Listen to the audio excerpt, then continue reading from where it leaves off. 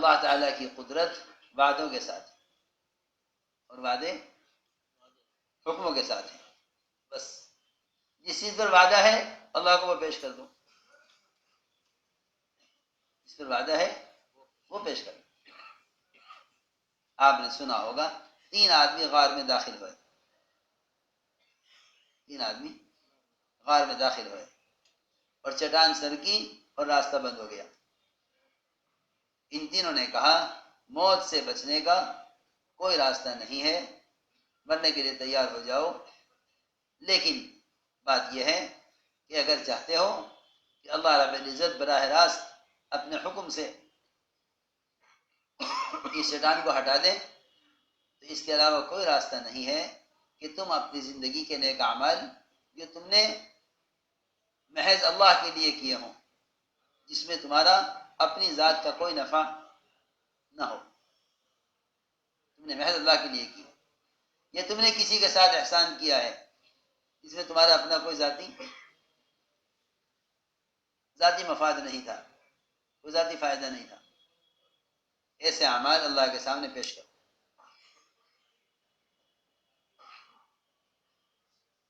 چنانچہ تینوں نے اپنا اپنا عمل پیش کیا.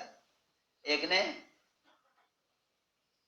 اخلاق میں احسان کیا، ایک نے معاشرے میں احسان کیا، ایک نے معاملے میں احسان کیا.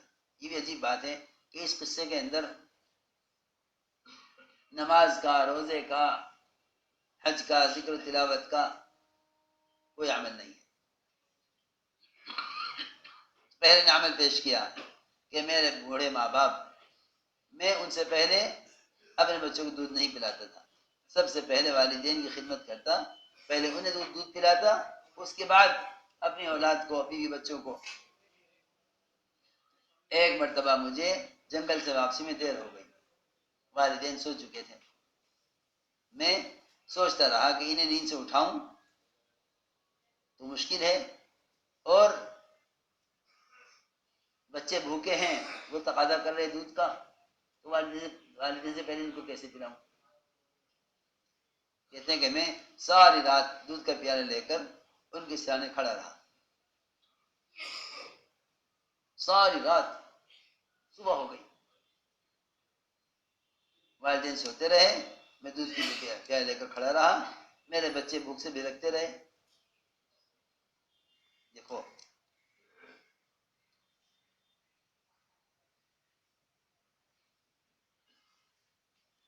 حیوانیت اس کا نام ہے کہ جب کوئی جانور چلنے یا چرنے کے یا اڑنے کے قابل ہو جاتا ہے تو پھر اس کے والدین کا رشتہ ختم ہو جاتا ہے.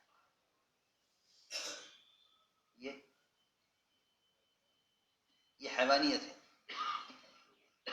جتنے بھی حیوانات ہیں ان سب کا تعلق اپنے والدین سے اس وقت تک رہتا ہے جب تک وہ اپنی ضرورت کو خود پورا نہ کرنے لگے.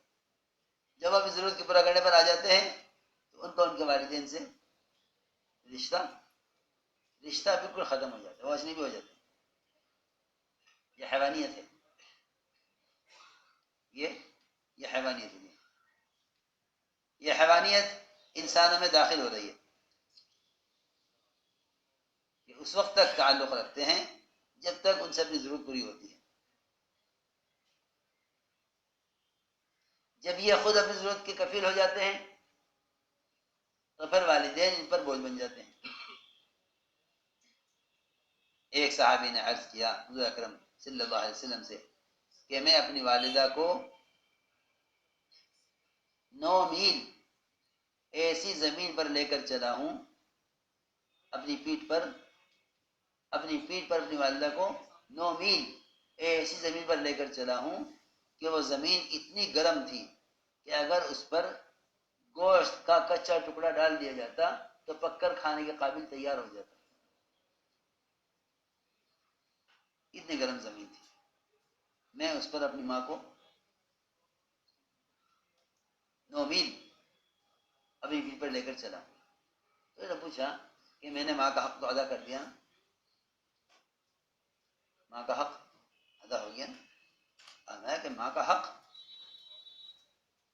آپ نے فرمایا کہ تیری پیدائش کے وقت جو اس کو درد کی لہریں بہت سی اٹھی ہوں گی، ان میں سے شاید ایک لہر کا حق ادا ہوا، وہ بھی شاید، یقینی نہیں، شاید ایک لہر کا حق ادا ہوا۔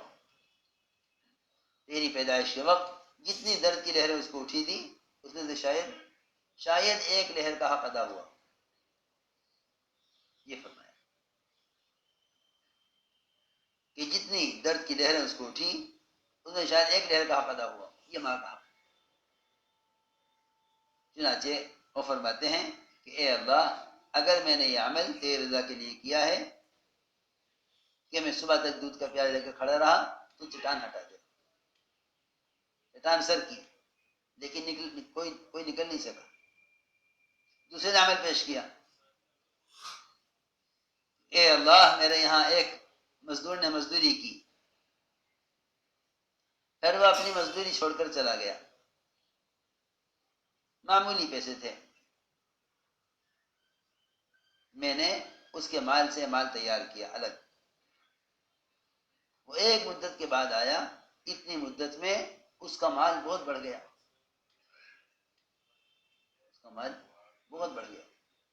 جب وہ میرے پاس آیا اس نے کہا میری مزدوری دے دے، میں نے کہا یہ جتنا مال ہے یہ سب تیرا ہے، تجھے۔ اس نے کہا میرے ساتھ مذاق نہ کر، میرا جو حق بنتا تھا وہ مزدوری میری دے دے۔ کہا کہ نہیں، میں مذاق نہیں کر رہا، یہ جتنا مال ہے سارا تیرا ہے، تیرے جانے کے بعد سے اب تک میں نے تیرے مال سے مال تیار کیا ہے، یہ سارا مال تو لے جا۔ اے اللہ، میں نے اس پر جو احسان کیا ہے صرف تیرے لیے کیا ہے، میرا اس میں کیا نفع تھا، میرا اس میں کیا نفع تھا؟ میں نے جتنی کوشش کی ہے ایک بندے کے لیے ساری کوشش کی ہے۔ اے اللہ، اگر میں کام نے تیری رضا کے لیے کیا ہے تو تمہیں یہاں سے نکال دے۔ چٹان سر کی، لیکن کوئی نکل نہیں سکا، کیونکہ امت مجموعہ ہے اور حقوق بھی مجموعہ ہیں۔ ہماری مشکل یہ ہے ایک حق مارتے ہیں، ایک ادا کرتے ہیں، پھر یوں کہتے ہیں کہ میں نے تو حق ادا کیا ہے، پھر یہ حالات کیوں پیش آ رہے ہیں؟ یہ حالات اس لیے پیش آ رہے ہیں کہ ایک حق ادا کیا گیا ہے، ایک حق مارا گیا ہے۔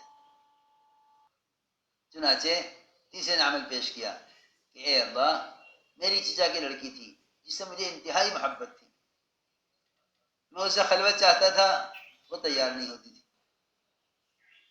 یہاں تک کہ اس پر آ گئی قحط سالی اور تنگی، اور وہ محتاج ہو کر میرے پاس آئی،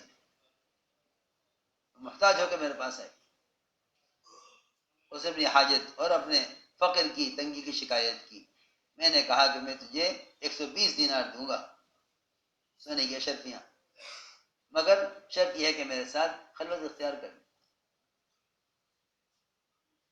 وہ چنانچہ تیار ہو گئی، کیا کرتی، یہ فقر تو کفر تک پہنچا دیتا ہے، اس کا مطالبہ تو زنا کا تھا، ورنہ فقر تو کفر تک پہنچا دے۔ اس نے کہا میں تیار ہوں، جو چاہو کر لو، لیکن میری پریشانی کو دور کرو۔ چنانچہ کہتے ہیں کہ میں اس کی ٹانگوں کے درمیان بیٹھ گیا برے ارادے سے۔ اس نے کہا کہ اللہ سے ڈر، بس اتنا کہنا تھا، اے اللہ، محض تیرے ڈر کی وجہ سے میں نے یہ کام نہیں کیا، اور میں نے اس کو 120 دینار اس کو دے دی، یہ تو لے۔ اس نے کہا کیوں دے رہے جب آپ کی شرط پوری نہیں ہوئی؟ کیا کہ نہیں، میں یہ کام نہیں کروں، تو یہ لے۔ اے اللہ، اگر میں نے یہ مال اس کو تیری رضا کے لیے دیا ہے اور اپنی خواہش کو روک لیا، ادھر تیرے بندے کی ضرورت تھی، اس کو میں نے پورا کر دیا، اور تیری اپنی خواہش کو تیرے حکم پر چھوڑ دیا۔ اے اللہ، ایک کام میں تیری رضا کے لیے کیا ہو تو تجھے چٹان ہٹا دے۔ میں نے سارا واقعہ صرف یہ سمجھانے کے لیے عرض کیا ہے کہ اللہ کو عمل پیش کیا جاتا ہے، سبب نہیں پیش کیا جاتا۔ جس چیز پر یقین ہوگا اسے پیش کرے گا اللہ کے سامنے۔